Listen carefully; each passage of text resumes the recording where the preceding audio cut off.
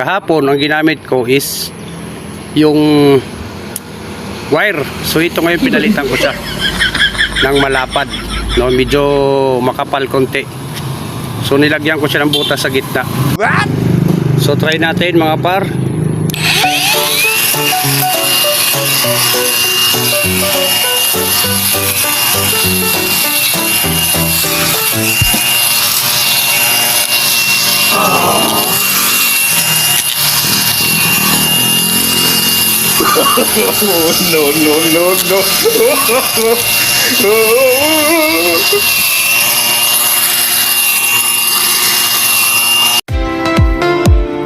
So dito medyo makapal na yung damo.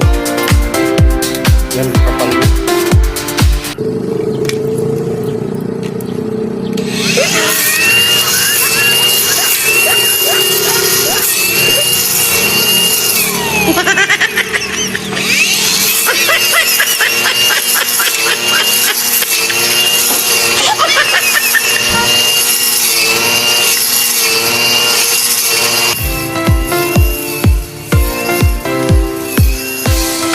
Update ko kayo kung matapos ko to.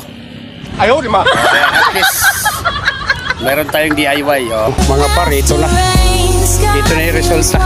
Oh, liwanag na. Oh, ayan mga par, no? So, ayos.